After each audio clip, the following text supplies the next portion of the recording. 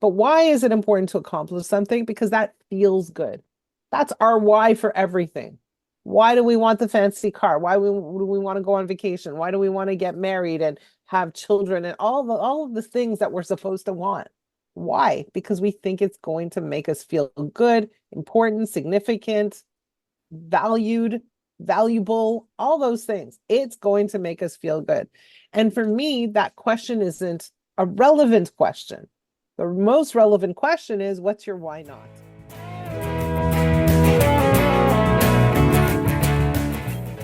Welcome to Gratitude Geek. I'm Nesbitt-Rodarte, and this week I'm joined by Frame of Mind coach Kim Ades. Welcome, Kim. Hello, hello. I am super happy to be here. So you are a pioneer in the field of leadership coaching and thought mastery. What led you down that career path before it was even a career path? You know what pioneer means? It means you're old. That's what it I means. actually am a pioneer in digital marketing. Ah, So yeah, I I know think about I'm old. older than you. But so what led me down that path? Good question. I have always been fascinated, interested, working in the field of leadership and leadership development. And so before I jumped into the coaching world, I used to own an assessment company. And it was actually a simulation-based assessment company way back when simulations were not even like the norm. Right now, simulations are everywhere. At the time, it was really quite leading edge.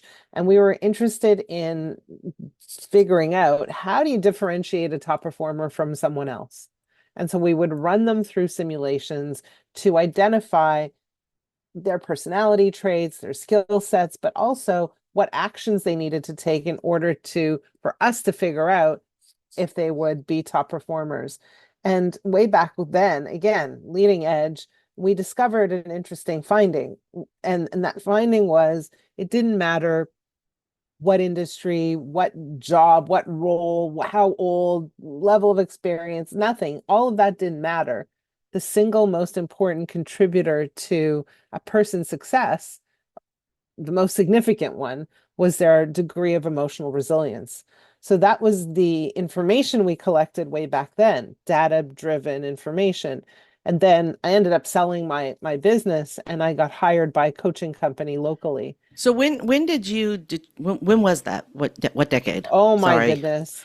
Sorry to make you go The back in time, but 90s, the the 90s. Okay. 90s. Yeah. Okay. Um, and then I ended up getting hired by a coaching company here in Toronto, and they hired me as their VP of marketing. And I lasted like 8.5 months.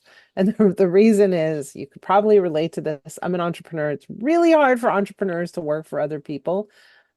That's one reason. The second reason is that I had an opportunity to kind of get into the weeds and look at how they coach. And I thought, like, from the bottom of my heart, they're doing it wrong. Mm. They're missing the boat. I think I could do a better job. And that's when I started Frame of Mind coaching. So my very first experience with a corporate coach was in the 90s. And there was a woman who came in. I was in a very high performance inside sales role. And we had someone come in to train. I think that she was training more than just our department.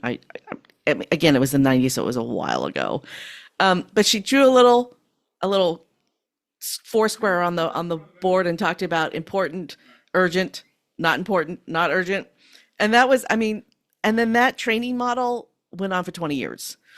And it was just so useless. It was so useless because of the resilience. Well, specifically because what she was looking at was the things you do, your behaviors, as opposed to the way you think. Mhm. Right. And so for years and years and years, even until now, a lot of coaching is focused on helping you achieve your goals through behavior management, right? Making sure you do all the things you need to do in order to reach your goals. And what do coaches do? They create like an accountability kind of model Yeah, where, I really want to talk to you about this. yeah, where you're, I'm your coach and I hold you accountable, right? And for me, all of that kind of like, my head explodes every time I hear about it, think about it, see it, and I see it all the time. So I started an accountability coaching program, and you've probably heard about this model. it was about 2 years ago where it's called speed coaching, where it's 15-minute accountability calls, and you can't book the next accountability call until you've accomplished the one goal that you had set for yourself in the previous call. And How long did you last? I just wrapped up. I just like sunsetted the program. So 2 years, but not a single person, not one who hired me to be their accountability coach made it through the whole program. And some of them never made it past the initial call because they had to accomplish the goal that they set for themselves and then make the next appointment. So what you had is a bunch of people who went into hiding. Yeah, Yeah. yeah, because So do you want to discuss why the accountability model is flawed? I cannot wait to discuss this with you. And I was like the first thing on my list. Yes. So look, let's say you're my coach, okay? And I'm struggling with something, whatever it is. I have a goal I want to reach. Maybe I have been trying to get there. I haven't been able to do it, or I don't know, I haven't been able to mobilize myself to get the stuff done. How do I feel about myself with respect to this goal? How do I feel about myself? So if you are looking to hire a coach, how you feel about yourself is you pretty much feel like you're at your wit's end because you don't know why you're not doing better. Yeah, I'm frustrated. I'm upset. Maybe I feel a sense of shame. I don't know. Yeah. I'm trying super hard and now I've decided, okay, I need help. I've come to I've had a come to Jesus meeting. I need help. I reach out to you and you create an accountability model and you're like, okay, here are the things you need to do. And I agree, but then if I do them, then what happens? You've created a system of dependency where I need you to accomplish my goals. What happens when you're gone? Terrible, Yeah. right? And so from that standpoint, the accountability model is unethical, right? But wait, I'm not finished. Now, let's say I have something that I'm supposed to do in our accountability relationship and I don't get it done. How do I feel about myself now? You're beating yourself up. Now I feel worse because Yeah. not only was I unable to achieve that goal And on you my blame it a own, little bit on your coach too. I blame it on my coach, but now I've spent a bunch of money, so I'm mad at my coach and I'm mad at myself. Like I made now, like not only am I struggling with this goal, but now I'm struggling because I made a dumb decision to hire this coach, Yeah. right? And Yeah. so from that standpoint, now it's not only unethical, but it's detrimental. It's harmful. So on all fronts, the accountability model makes no sense. My job as a coach is to help my client get to a place of independence, Yeah. not dependence. And as long as the accountability model is in place, I'm doing the opposite. Well, and the thing that attracted me to the accountability model when I was looking at it was that it would hurt a little bit. I mean, the my mindset was if I had to pay, like for me, I show up at the gym if I pay in advance for a class. If I buy a gym membership, I don't go. But if I pay for a class, like a yoga class, and I prepay for 12 yoga sessions, I show up for all 12 of those yoga sessions. That's my personality. So I just thought that everybody else was the same way. Didn't realize that there are people who pay for their yoga class and never go. That would be me. So and that is, I mean, I thought that the money would be a incentive, that the money that they paid would be enough incentive for them to actually. No. And please, please, please, please, if you are listening to this podcast and you did hire me as your accountability coach, I love you and I support you. This is not meant to in any way shame you. I'm just saying that I agree with Kim after 2 years of trying it, that this accountability model didn't work. And I'm not ever going to do it again. Don't do it again. you know, and I had already made up my mind before I knew about Kim. So, so you're just reiterating or reinforcing what I had already figured out. So what's better? What works better then? So, as a coach, my job is to understand how you operate, how you're wired, and how your wiring leads you to do the things you do, make the decisions you make, and oftentimes behave in ways that take you away from your goals. That's my job. And help you orient yourself towards your goals instead of away from your goals. And I do that by examining your beliefs and helping you shift your beliefs, sometimes ever so slightly, so that your beliefs allow you to take actions easily to reach your goals. And I've never quite said it that way, but that was good. That was really good. There's a clip right there. There's a clip. So, what do you, okay, a lot of folks have this goal that they want to have $1 million business and they don't really know why they want the $1 million business. Let's just talk about something for a minute, and it's related, but I'm gonna go off topic for a brief moment. You know how there's this thing in the world. I think Simon Sinek was the originator of this thing, and the concept is start with your why, right? My belief is that we all have the same why. Your why, my why, his why, her why. We all have the same why. So why does somebody want $1 million? Because they think it's going to make them feel good. They think that it will be a sign of success, and that will make them feel good. It's proof, it's tangible proof that they've accomplished something. But why is it important to accomplish something? Because that feels good. That's our why for everything. Why do we want the fancy car? Why do we want to go on vacation? Why do we want to get married and have children and all of the things that we're supposed to want? Why? Because we think it's going to make us feel good, important, significant, valued, valuable, all those things. It's going to make us feel good. And for me, that question isn't a relevant question. The most relevant question is, what's your why not? What's getting in the way? Oh, I love that. Right? So fine, you want $1 million? Great. You think it's going to make you feel better? It may or may not, but fine, if that's the thing you want. So what's stopping you from having $1 million? And that's the more interesting question, because now we're getting to what really matters is how you view the world, what your beliefs are, what's preventing you from taking the action you know you need to be taking. What's actually preventing you from getting to where you want to go? The foundation of the Buddhist philosophy is to eliminate suffering, which is, in essence, finding happiness. However, most Buddhist monks live in poverty. So money and happiness don't necessarily, not all Buddhist monks live in poverty, but most do. So not, that's the money and the happiness aren't really hand in hand. Well, where does happiness come from? Happiness comes from your frame of mind, hence frame of mind coaching.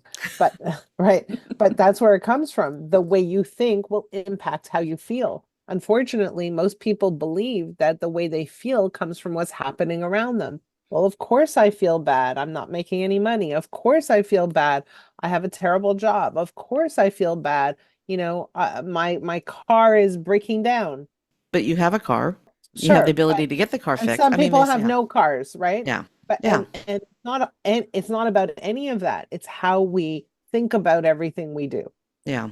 Monday, the tree, the very old tree, very large, very old tree in front of my house fell down in a windstorm that we had a storm come through. It was a couple hour long storm, thunder, five o'clock in the morning to probably 9. So I guess it was about 4 hours of the storm. Trees are down all over West Michigan. I mean, the West Michigan, it looks like a tornado went through the whole region.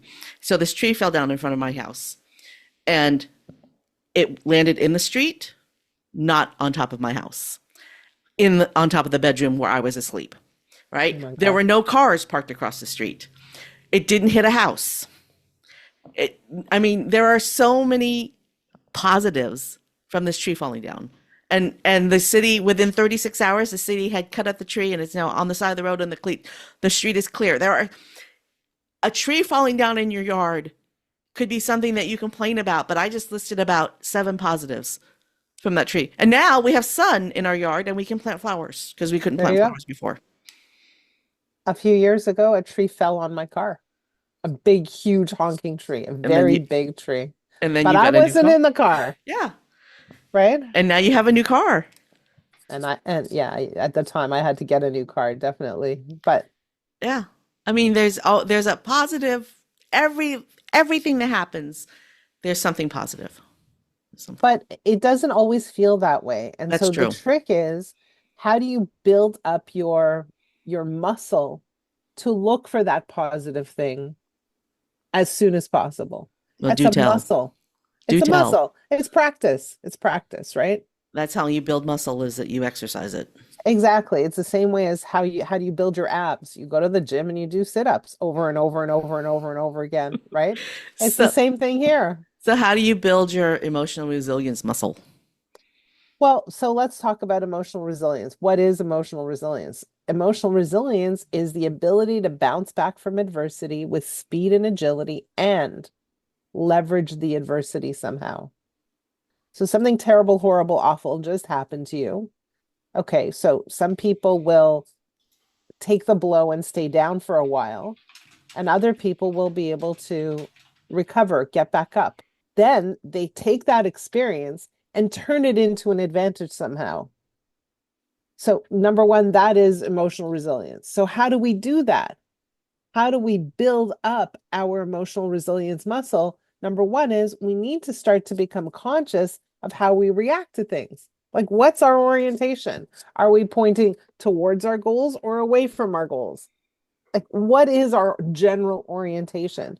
And so this concept of starting to look inward and starting to pay attention to how you think and how your thinking affects what you do, how you feel, how you interact, all of that becomes critical in building your emotional resilience. You also said an important word, and that was goals. Sure, we all have things we want, But what if you don't? I mean, but you do. It might not be tangible, but you still have a goal. You still have the desire, most people do, to feel good, yeah. right? But I think that you feel if you feel good, you get whatever you I mean, you get what you're if you feel good first, then you can manifest or whatever the word is that you want to use for that, the thing that you want. Right. So one of the things, we coach leaders, we coach executives, entrepreneurs, that type of thing. And one of the things that is super important when we coach them is to help them get rid of, like, unload all the stuff they have taken responsibility for that they have no control over at all, and trade it in for what they can control and should take responsibility for, or need to take responsibility for. I don't really love the word should, Yeah. right? And what are those things? The way they think, the way they feel, and what they do. That's your responsibility. That's in your control. The rest, it's out of your control. And so when we flip that pile of responsibility, there's like a lightning, like, wow, I feel so much lighter. And oh, if I take this on, I don't have to feel this way in this circumstance or that circumstance or this problem or that problem. So they learn to manage their emotional state. And that piece alone creates tremendous success professionally too. Probably also personally. Yeah, but let's dig in a little, okay? So, like, when you think about yourself, I know I can think about myself. When you think about yourself and some of the challenges you've had or still have, let's play around with it. Maybe what is a challenge you have currently? Are you asking me Yeah, a challenge that I have personally? Oh, I don't want to call anybody out, but the thing that's weighing heavy on me right now is I am the president of a networking group, yeah, and we have a serious lack of visitors coming to our meetings. okay, It's an inviting problem. We have an inviting problem. okay. So let me just explore a little bit with you. What can I take some notes? Is that okay? Absolutely. And Okay, this is awesome actually. a networking group. It's a networking group. Okay. And is that like a BNI kind It of is a BNI concept? chapter. I'm the president Okay. of a BNI chapter. Okay. And you have an inviting problem. We have an inviting problem. Okay. And why do you think you have that inviting problem? This is my personal, the group has 20 people in it. So it's my personal experience is it's at 7 o'clock in the morning. And a lot of people I know personally don't want to go to a 7 o'clock in the morning meeting. It's too early. It's too early. But I don't know what's preventing the other 19 people. What's preventing the other 19 people from inviting, But or inviting. preventing the other 9 people who are inviting people who also feel it's too early?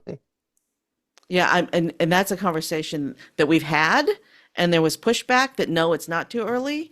So I don't know. I mean that's a reality. I mean this is this is maybe I picked the wrong thing to talk about. But why? But What, why do you suspect it's the wrong thing to talk about? because there are too many other people involved in the conversation that aren't here in the room. But there aren't. The only person in this room and in this conversation are me and you. Yeah. So the question is, when you go to your BNI meetings and there are no visitors, maybe because it's 7 o'clock in the morning, what's happening for you? What's going on for you?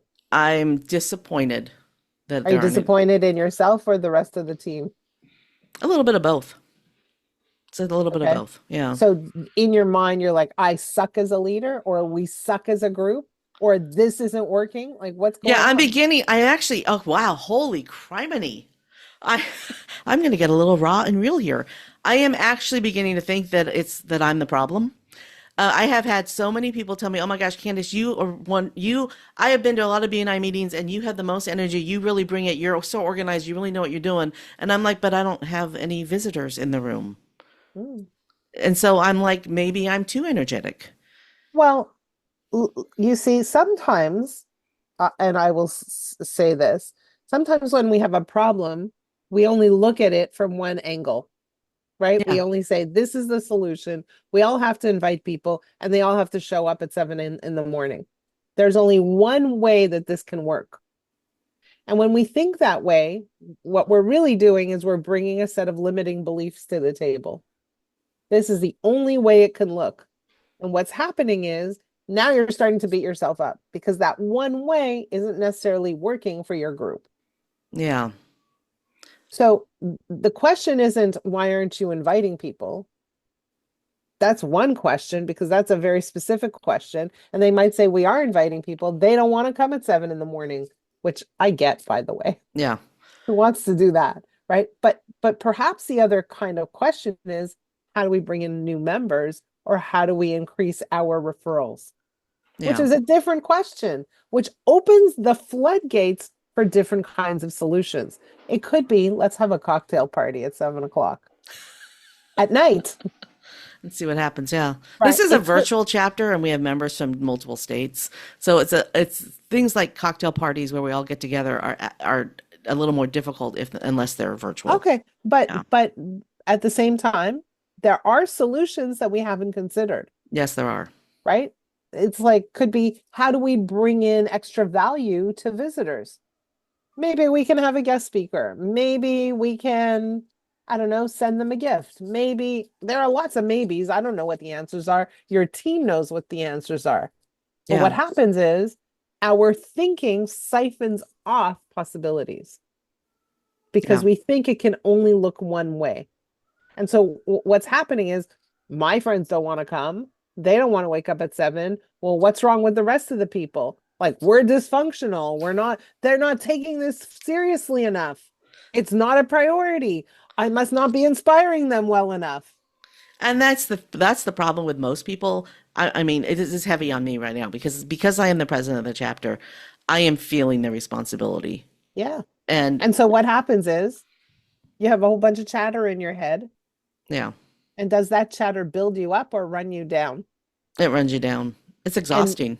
that chatter that runs you down, does it enable you to be more effective, or does it No, actually less. exhaust you? It's exhausting and I'm less productive and because I'm so exhausted from it, I can't come up with any new ideas.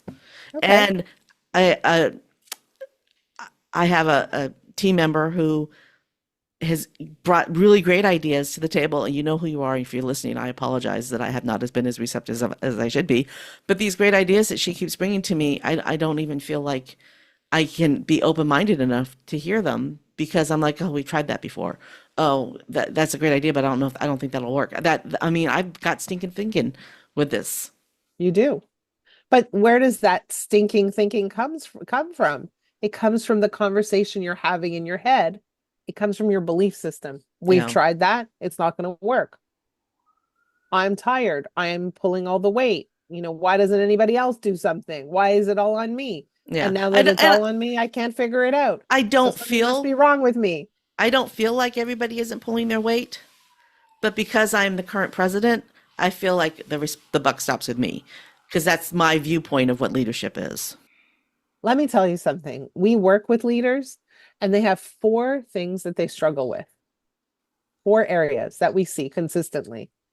Number one is isolation. And they say exactly what you just said. The buck stops here. Yeah, I have a team, but at the end of the day, the responsibility rests on my shoulders and and that's it. So it's hard for me to hold that responsibility and feel all the feelings around it. It's a burden. So Yeah. that's thing number one. Thing number two is they typically have friction with others. And they have two kinds of friction with others. It's external friction where you can hear me being mad, but a lot of times it's quiet friction. So what it looks like is you see someone underperforming and it boils up inside of you and you never say a word, right? And you think to yourself, they don't get it. They don't have the same sense of urgency. They're not pulling their weight, or they are, but they're ineffective, and on and on and on. And you don't speak up. And so it grows inside of you. Number three, a feeling of chronic dissatisfaction. I should be further ahead. What's wrong with me? Other people can do this. What's slowing me down? I'm working hard, but I can't seem to get to where I want to go. And I don't get it. And just this feeling of, you know, not being where you think you should be, or even close to where you want to be. And number four, it's a term I invented called slippage. Most leaders feel, or they're not doing a really great job of taking care of their health, their sleep, their friendships. They're maybe eating too much, drinking too much, and they let all these important things slip through the cracks. Wow. And aside from this networking group that I run, I'm really, really good at everything else I do. Right? I'm really good at identifying cracks. I'm really good at figuring out how to fix them. But this group is affecting everything else I'm doing. And I didn't realize that until just now. Wow. Wow. Yeah. So I have to fix this mindset problem. Yeah. So how That's do you think you're going to go about doing that? the first thing I need to do is stop blaming myself. Right? Because I have been blaming myself a lot lately. I've been blaming myself. Like somebody complimented me about they came and visited the chapter and complimented me on what a great meeting I ran. And the first thing I thought to myself was, well, if I run such a great meeting, how come we don't have any visitors? So I need to get that stinking thinking out. So that's the first thing I need to do is deal with that. And then I need to be a little bit more open-minded to ideas that are coming in from other people. And I need to put it back on the other members of the chapter. Why do you guys think we aren't growing? And listen, Yeah. actually listen. And what is the real problem and what can we do? What is the But real? also not only listen, does it mean that you have to be the implementer of all new ideas? Can other people implement? Oh, absolutely. It's not even my job. That's not even my job within the chapter. There's a whole team that's supposed to be in charge of visitors. How fascinating. So yeah. So yeah. Okay. Thank you. The first thing I tell a lot of clients is put down the stick. What's the stick? The stick we use to beat ourselves up. And you clearly have a stick. Put it down. And it really, until just now, till 3 seconds ago, I really didn't realize that was what was. I mean, everything else in my life, I had complete control over until this happened, and now it feels like everything else is out of my control. That I'm not being as effective as I normally. I mean, every other area of my life, I normally spot on. Like everything's. I mean, like I think I'm one of the best manifestors in the world, but lately I haven't felt that way, and this is why. And I didn't even realize it. Yeah. And when was the last time you had a bunch of visitors? Today we had 4. Where did they come from? I'm gonna have to find out. Yeah. What's really interesting is that last week was our visitors. We had a visitors day, Yeah. and I don't think we had 4 visitors last week, but we had 4 this week. So maybe we did a good job last week with the reason why you need to have visitors, or maybe we did a good job last week and the members heard it. Maybe. Maybe. And I'm just catching up, right? I'm just catching up. Maybe you're just catching up, and maybe it's okay if one day there are no visitors. Yeah. Well, it would be nice if there was at least one a week. That would be lovely, Right. because it adds when there is a new person in the room. Number one, you show up on your best behavior. When there's no visitors in the room, people start to get lazy. And this is true in any group. When there's no visitors in the room, people start to get lazy. But when there's a visitor in the room, you show up as your best self. You're the best version of yourself because you want to because first impressions, right? You want that new visitor to have a good impression of you and the group. So whoever's listening, if you would like to be a visitor in Candace's group, reach out to Candace and say, I'll come. Yeah. Perfect. We meet on Thursday mornings at 7 a.m. Eastern. 7 a.m. Eastern. And we have Got a it. great time. We have a great And time. you meet on Zoom, right? On Zoom. Maybe I'll come one day. I would love for you to come. We'll talk about that after the meeting. We'll come up with the date. There you go. I would love for you to visit the group. That'd be fantastic. So tell me what's so special about BNI? Because I've heard about BNI so many times, and I think to myself, you're always meeting with the same people. Like, how does this actually work? They know who you are already.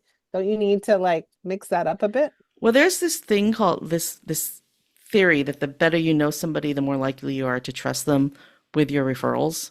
Okay. And so when you show up every week as the best version of yourself and you create relationships with people, they start to trust you. And the more they trust you, the more they're going to trust you with their referrals. So that's the benefit of a group that meets regularly, the same group of people, in a group, right?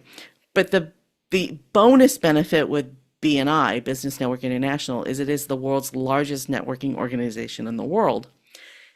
Therefore, you can build a worldwide network within BNI because there are opportunities. This is my favorite part about BNI, speed networking. We do national speed networking every week.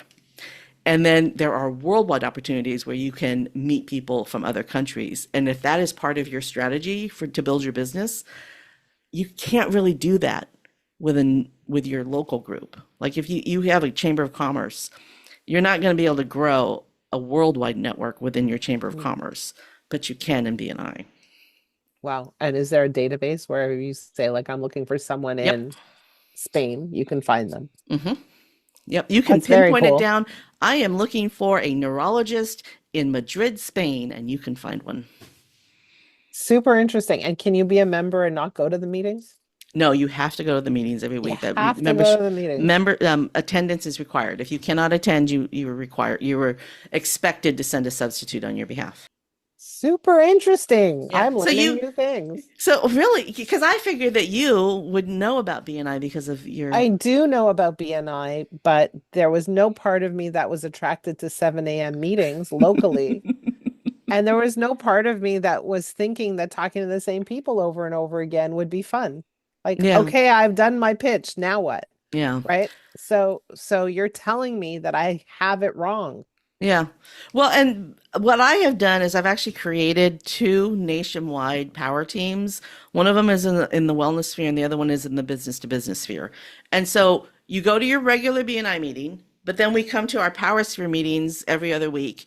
And those are the folks that are more apt to have your ideal, client or your connection. And then your power team, actually, let's just say I'm going to create a real estate power team. So you hire a real estate agent, but you also need a mortgage broker. You need a title company. You need a home inspector. You might need a plumber to scope the lines before you buy the house. I mean, if I had known that I had to have my pipe scoped before we bought this house, we wouldn't have bought this house, right? Right. We spent the money that I was going to use to remodel the kitchen of this house on having the pipes redone because 5 weeks after we moved in, they backed up, right? But we didn't have That sounds like fun. Yeah, we didn't. So you have this team. We're just going to call it, and maybe a landscaper and a interior designer. So that's 7 people on a team. You hire your real estate agent, the real estate agent brings you the rest of the members. That's a power team. That's Yeah. a power sphere. So you're saying it's like a highly focused referral group. Hmm. Yeah. Yeah, that And makes total sense. so in the local chapters, you have your local team. But with these nationwide power teams I've created, you have nationwide team. So I can find you a web designer, a social media marketer, an attorney, a commercial lender. I can find you any of that because I have the connections nationwide. From I have connections from Malaysia to France that can set you up with what you need because of BNI. And I wouldn't have been able to do that in any other networking group that I don't think. Okay, so I don't know if you've had any other podcast that gave you so much time talking about BNI, but whoever is listening, you need to at least reach out to Candace and say, okay, I want to attend. Please invite me as my guest so I can learn more because I'm going to do it. Awesome. Awesome. I have interviewed the founder of BNI on the show, so he Oh, had a whole hour. you had a whole hour. And then did you get a whole bunch of guests after that?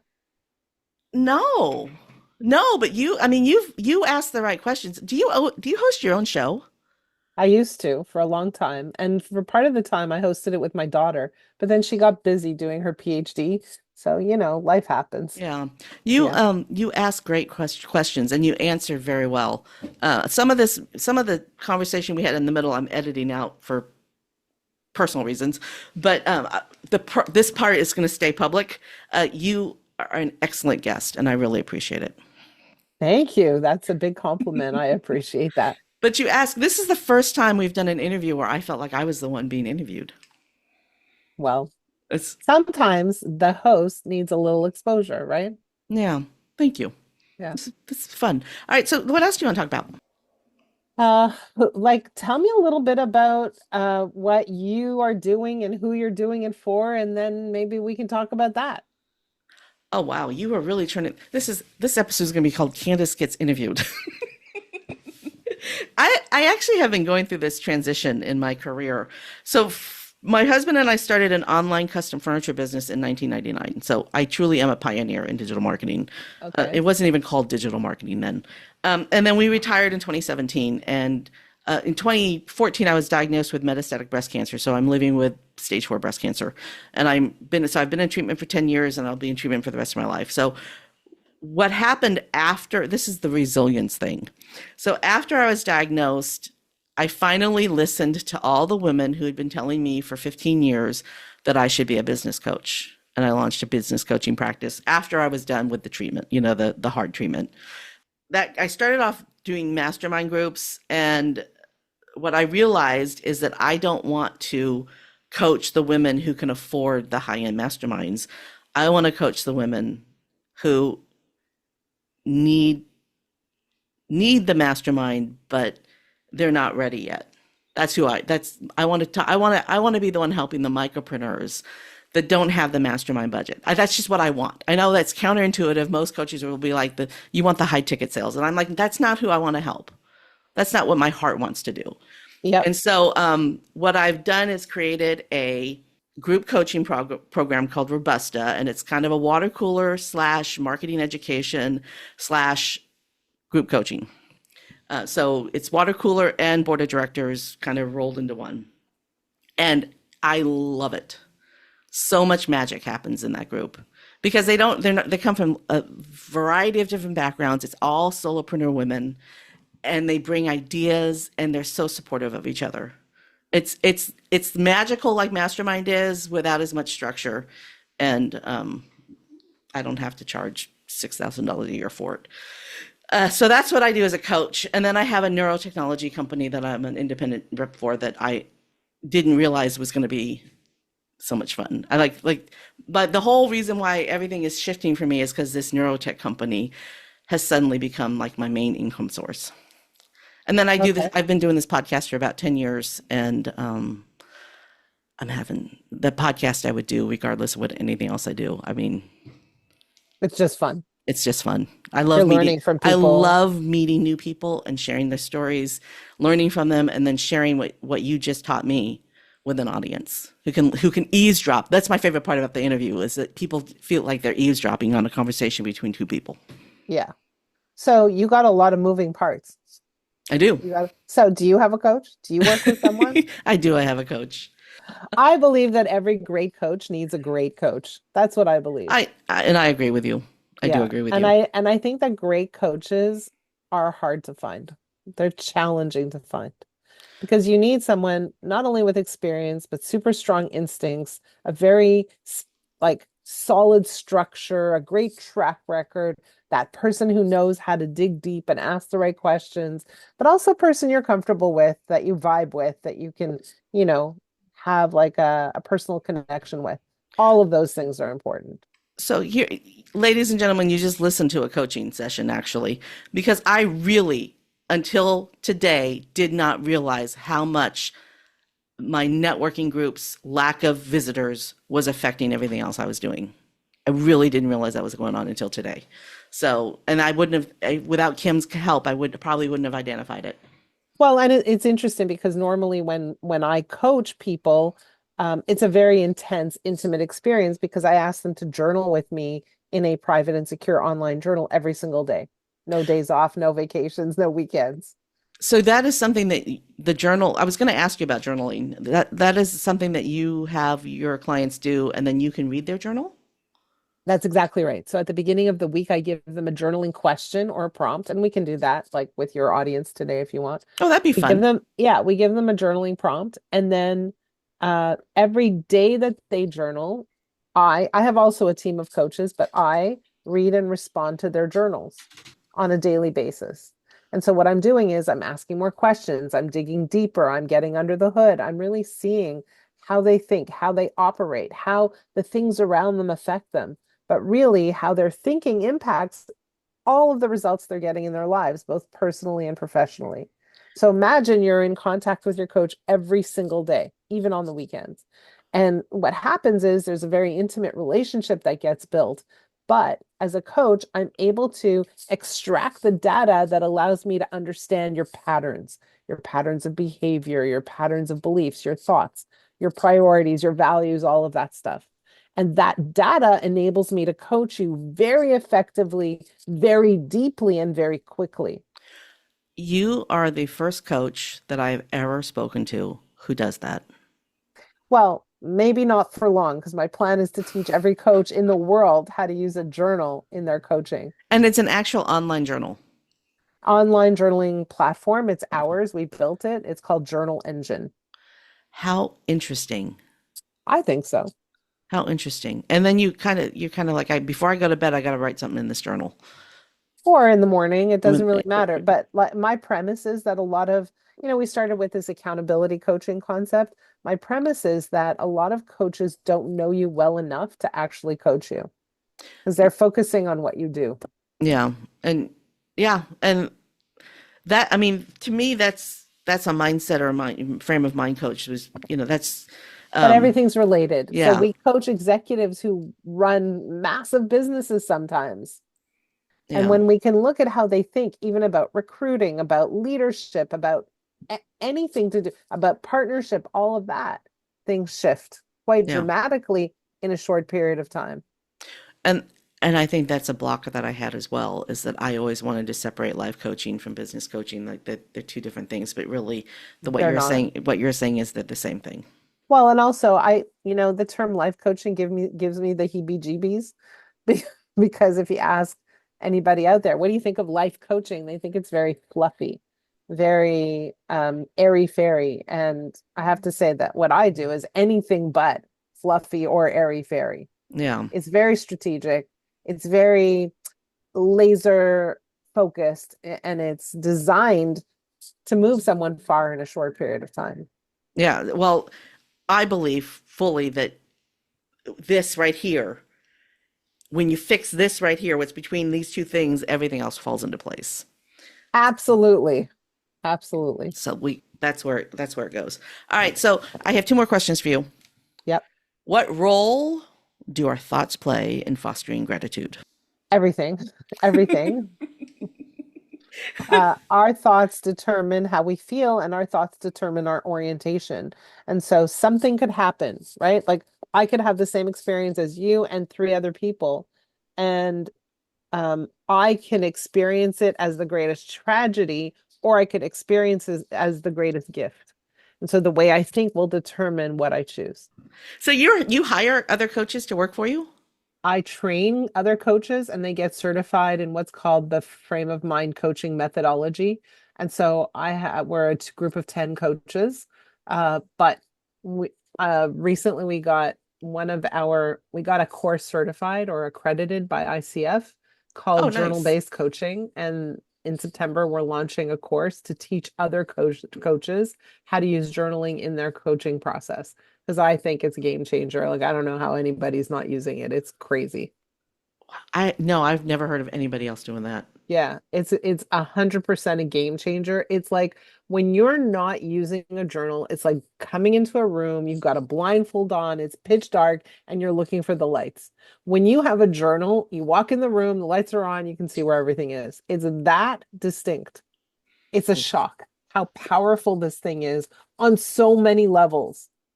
For those of you who are listening and you're interested in exploring how you think and how your thinking is impacting you, I'm going to give you two journaling questions. Write them down, grab a piece of paper and a pen. Question number one, what do you really, really want more than anything? I put two reallys because I want you to think about what you want, not what is expected of you, not what you think you should want, not what your mother, brother, husband, wife wants for you, but what do you really, really want? That's question number one. Question number two is what's stopping me from having it right now? And write down all the reasons. And then if you're really, really bold, send it to me. My email address is kim@frameofmindcoaching.com, and I will personally respond if you send it my way. So, ladies and gentlemen, you just heard what a coaching session sounds like. Have coaching session happen to you. This has been a lot of fun for me. Thank you. Yeah, no Thank you. problem. It's not very often that the tables get churned. Even when I'm in a networking situation and I have a one-to-one going on with somebody, I usually tend to be the one asking all the questions. I get And that, me at too. the end of the end, like I can't tell you how many times I've done an hour-long one-to-one with someone, and at the like 55 minutes into it, they go, "Well, tell me about you. What? I don't even know what you do." And the answer is, I connect people. I need to know about you so I can find someone to connect you to. But I do need to be better at talking about myself. Okay, so Kim Ades, this is your moment of gratitude. For whom or what are you most Wow. grateful? Most grateful for my husband. He's Ugh. there by my side all day, every day, no matter what. Even if we don't agree, he's still there. Um, yeah, he's the one. He's there. I just came back from Japan, and in Japan, I had a searing, I can't even explain it, a searing back problem. And I went for a massage, and the massage therapist didn't help. And then the acupuncturist came in and made it a million times worse. I couldn't walk, I couldn't sit, I couldn't stand, I couldn't do anything. Like literally, he was helping me put on my pants and do all the things. So it's my husband. I'm good now, though. Thanks for tuning in to Gratitude Geek, their podcast for grateful micropreneurs building genuine, lasting relationships with clients, colleagues, and community. Our theme music is track 14 by Rev Brock and Soul Lily. To connect with our guest, Kim Ades, head over to the show notes at gratitudegeek.com. This is episode 229. I've been your host, Candice Rodarte. Stay groovy, my friends. Stay groovy, my friends.